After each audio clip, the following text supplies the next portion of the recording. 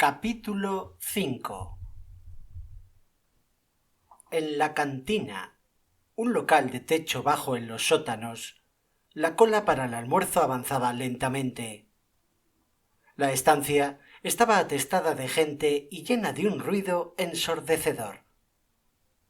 De la parrilla, tras el mostrador, emanaba un olorcillo a asado.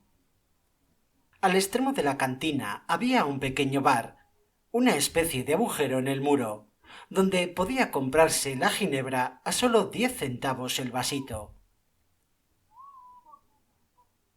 «Precisamente el que andaba yo buscando», dijo una voz a espaldas de Winston. Este se volvió. Era su amigo Syme, que trabajaba en el departamento de investigaciones. Quizás la palabra amigo no fuera la adecuada. Ya no quedaban amigos, solo camaradas. Pero persistía en ello una diferencia. Los camaradas eran más agradables unos que otros. Syme era filósofo, especializado en neolengua. Desde luego, pertenecía al inmenso grupo de expertos dedicados a redactar la 11ª edición del Diccionario de la Neolengua. Era algo más pequeño que Winston, con el cabello negro y con sus ojos saltones, a la vez que tristes y burlones, que parecían buscar continuamente algo dentro de su interlocutor. «Quería preguntarte si tienes hojas de afeitar», dijo. «Ni una», dijo Winston con una precipitación culpable. «He tratado de encontrarlas por todas partes, pero es que ya no hay». Todos buscaban hojas de afeitar. La verdad era que Winston guardaba en su casa 2 sin estrenar. Durante los meses pasados hubo una gran escasez de hojas. Siempre faltaba algún artículo necesario que las tiendas del partido no podían proporcionar. Unas veces eran botones, otras hilo de coser, a veces cordones para los zapatos o, como ahora, faltaban cuchillas de afeitar. Y era imposible adquirirlas a no ser que se buscaran furtivamente en el mercado libre. «Llevo 6 semanas usando la misma cuchilla», mintió Winston. La cola avanzó otro poco. Winston se volvió otra vez para observar a Syme. Cada uno de ellos cogió una bandeja grasienta de metal de una pila que había al borde del mostrador. «¿Fuiste a ver ahorcar a los prisioneros ayer?», le preguntó Syme. «Estaba trabajando», respondió Winston. «Lo veré en el cine, seguramente». «Un sustitutivo muy inadecuado», comentó Syme. Sus ojos burlones recorrieron el rostro de Winston. «Te conozco», parecían decirle. «Veo a través de ti.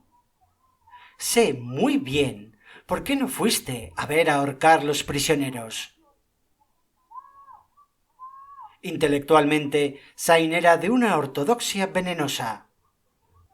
Por ejemplo, hablaba con una satisfacción repugnante de los bombardeos de los helicópteros contra los pueblos enemigos, de los procesos y confesiones de los criminales del pensamiento y de las ejecuciones en los sótanos del Ministerio del Amor.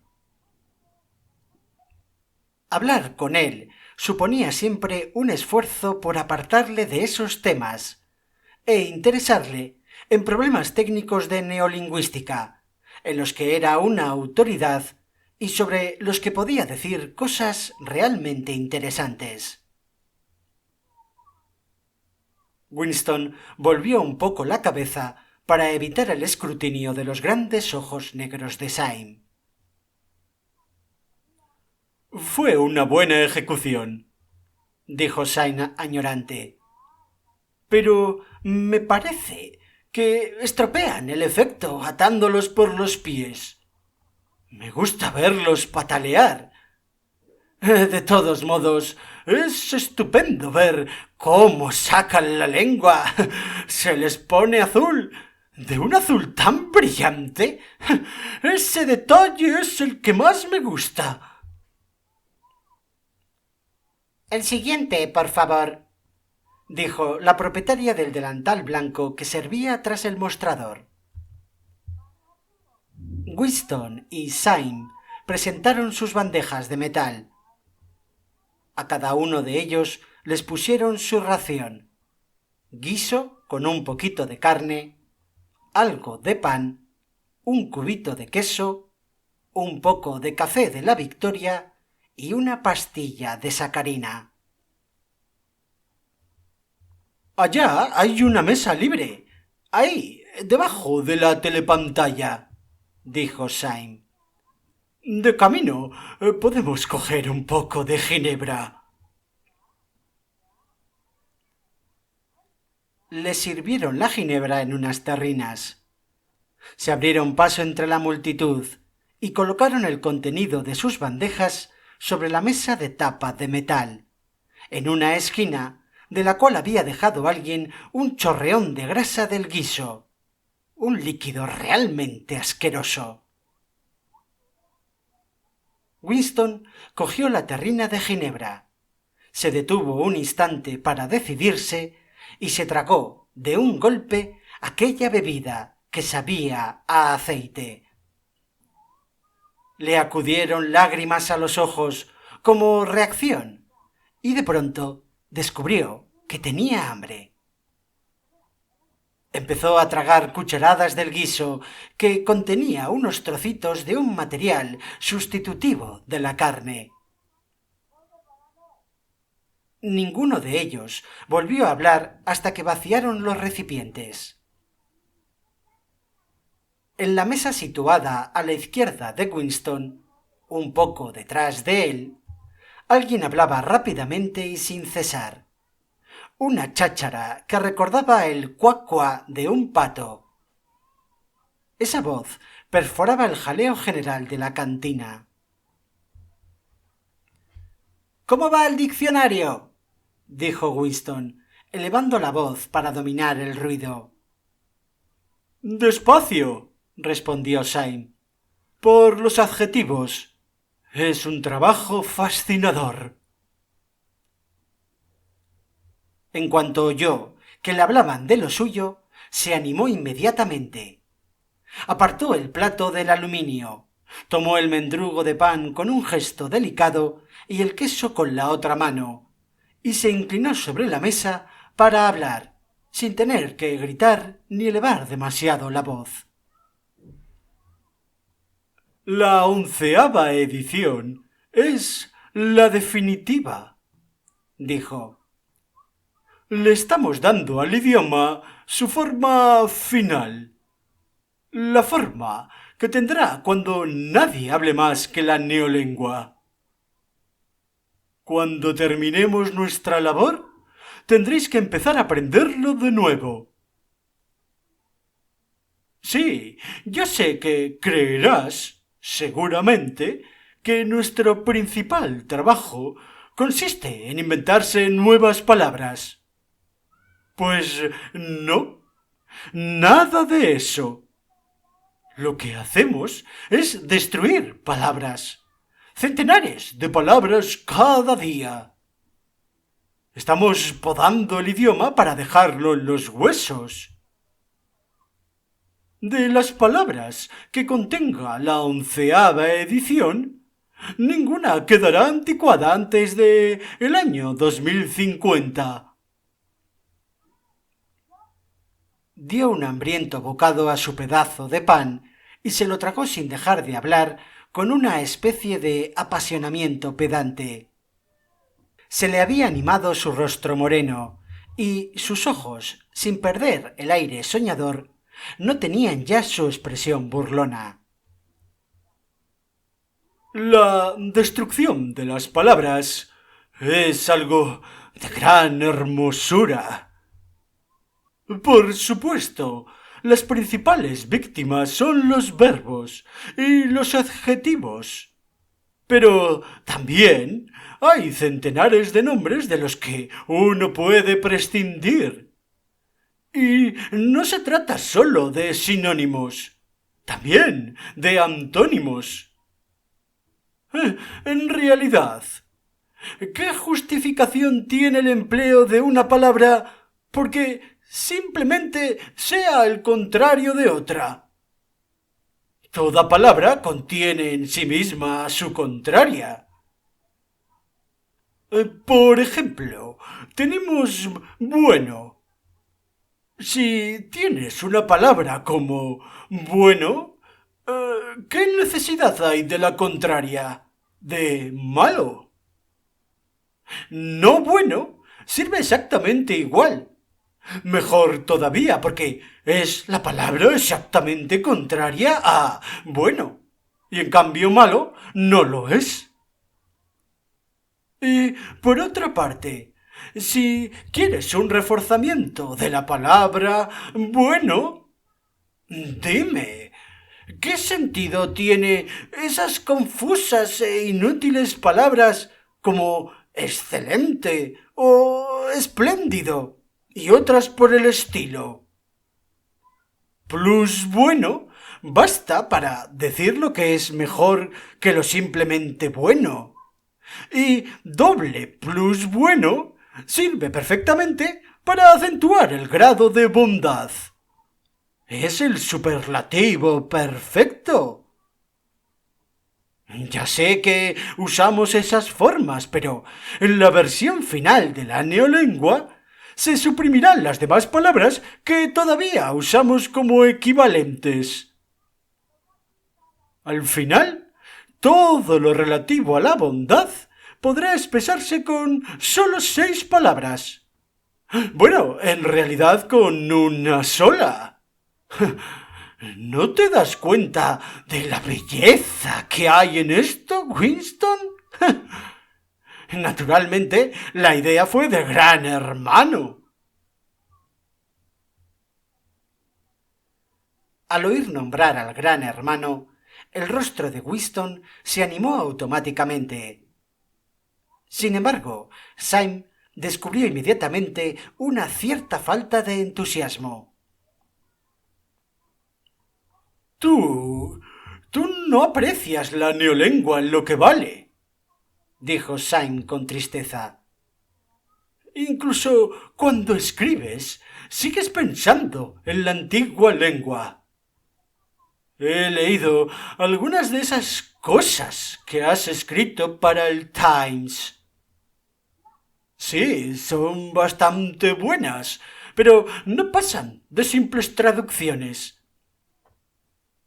Lo que ocurre es que en el fondo de tu corazón, tú prefieres el viejo idioma con toda su vaguedad y sus inútiles matices de significado.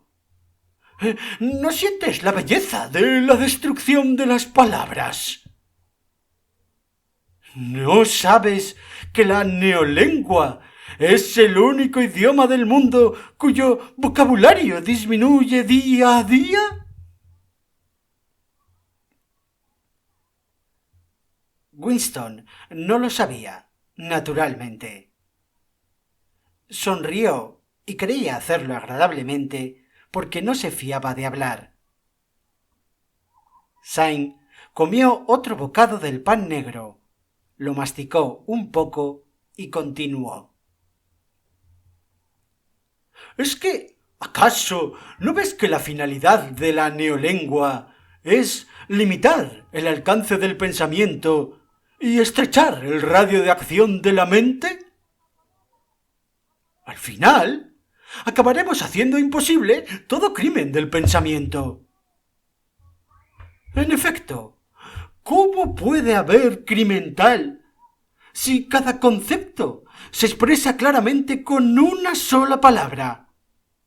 Una palabra cuyo significado esté ya decidido rigurosamente, y con todos esos significados secundarios ya eliminados y olvidados para siempre.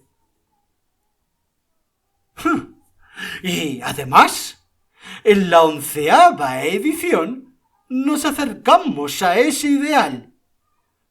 Pero su perfeccionamiento continuará mucho después de que tú o yo hayamos muerto. Cada año que pase habrá menos palabras y el radio de acción de la consciencia será cada vez más pequeño. Por supuesto, tampoco hay ahora una justificación para cometer un crimen por el pensamiento. Simplemente, solo es cuestión de autodisciplina, de control de la realidad. Pero llegará un día en el que ni esto será preciso. La revolución será completa cuando la lengua sea perfecta. Neolengua es INSOC, e INSOC es neolengua. ¿No se te ha ocurrido pensar, Winston, que lo más tarde hacia el año 2050 ni un solo ser humano podrá extender una conversación como esta que ahora estamos sosteniendo? Excepto... empezó a decir Winston, algo dubitativo, pero se interrumpió alarmado.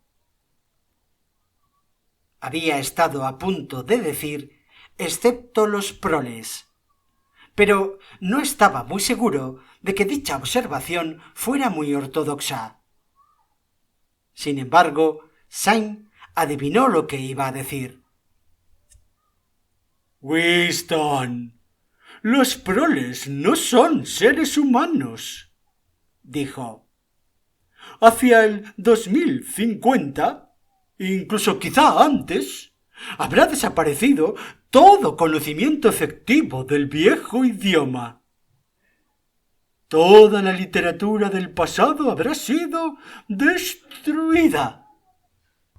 Chaucer, Shakespeare, Milton, Byron, solo existirán en versiones neolingüísticas, no solo transformados en algo muy diferente, sino convertidos en lo contrario de lo que eran. Incluso la literatura del partido cambiará. Hasta los eslogans serán otros. ¿Cómo vas a tener un eslogan como el de «La libertad es la esclavitud», cuando el concepto de libertad no exista? Todo el clima del pensamiento será distinto. En realidad, es que no habrá pensamiento en el sentido en el que ahora lo entendemos. La ortodoxia significa no pensar, no necesitar el pensamiento. Nuestra ortodoxia es la inconsciencia. De pronto tuvo Winston la profunda convicción de que uno de aquellos días vaporizarían a Syme. Es demasiado inteligente, pensaba Winston. Lo ve todo con demasiada claridad y habla con demasiada sencillez. Y al partido no le gustan estas gentes. Sí, cualquier día desaparecerá. Lo lleva escrito en la cara. Winston había terminado el pan y el queso. Se volvió un poco para beber la terrina de café. En la mesa de la izquierda, el hombre de la voz estridente seguía hablando sin cesar. Una joven, que quizás fuera su secretaria, o tal vez no, y que estaba sentada de espaldas a Winston, le escuchaba y asentía continuamente. De vez en cuando, Winston captaba alguna observación, como «¿Cuánta razón tienes?» o «¿No sabes hasta qué punto estoy de acuerdo contigo?» en una voz algo juvenil y tonta. Pero la otra voz no se detenía ni siquiera cuando la muchacha decía algo. Winston se dio cuenta de que conocía de vista a aquel hombre, aunque sólo sabía que ocupaba un puesto muy importante en el departamento de novela.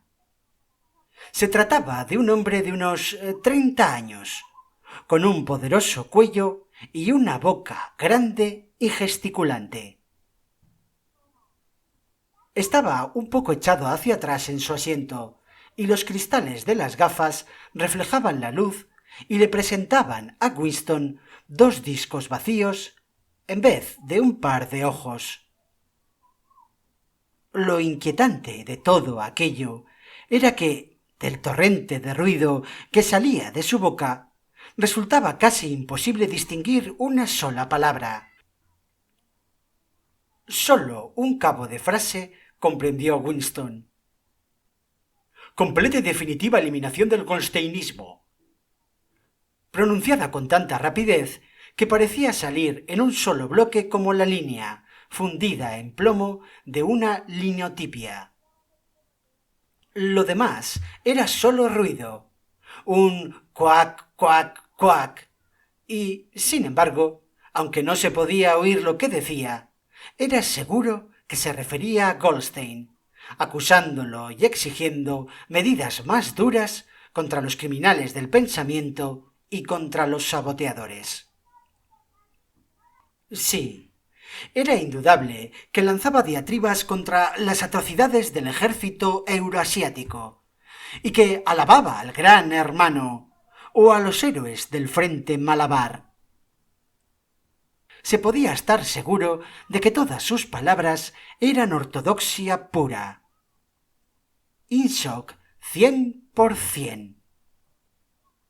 Al contemplar el rostro sin ojos con la mandíbula en rápido movimiento, tuvo Winston la curiosa sensación de que, en realidad, no era un ser humano, sino una especie de muñeco.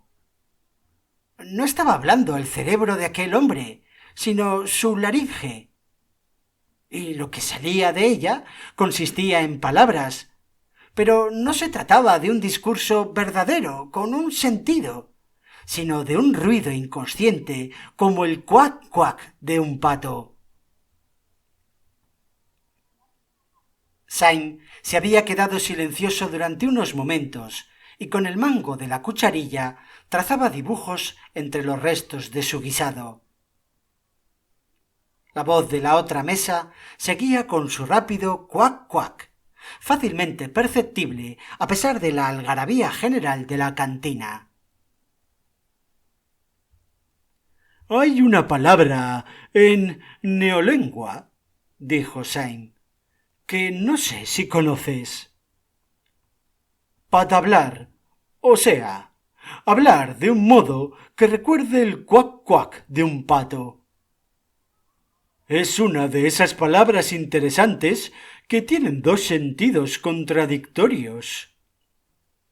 Aplicada a un contrario, es un insulto. Y aplicada a alguien con quien estás de acuerdo, se trata de un elogio. Ya no cabía duda, volvió a pensar Winston. A Syme lo van a vaporizar.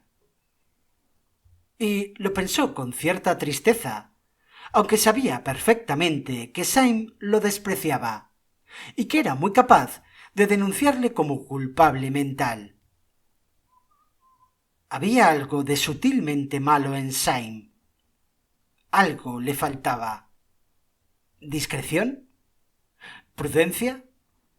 Algo así como una estupidez salvadora. No podía decirse que no fuera ortodoxo. Creía en los principios del Ingsoc. Veneraba al Gran Hermano. Se alegraba de las victorias y odiaba a los herejes. Y no sólo sinceramente, sino con inquieto celo, hallándose al día hasta un grado que no solía alcanzar el miembro ordinario del partido.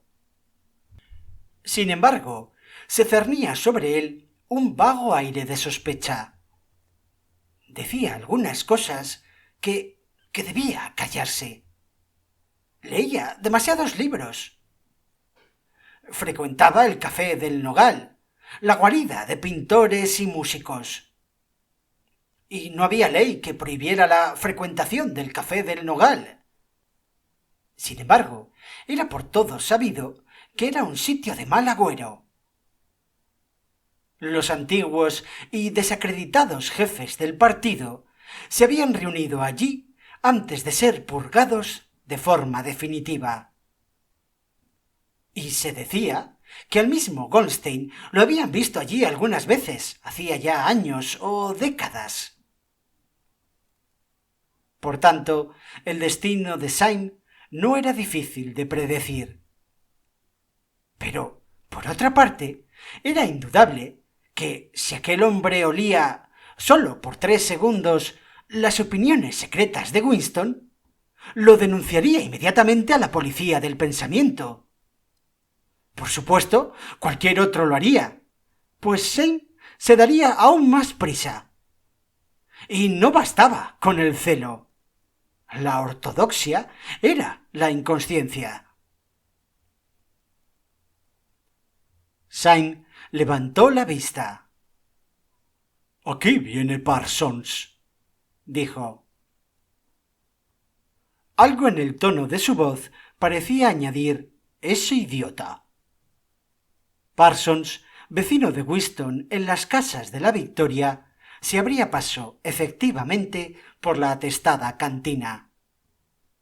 Se trataba de un individuo de mediana estatura, con el cabello rubio y con cara de rana.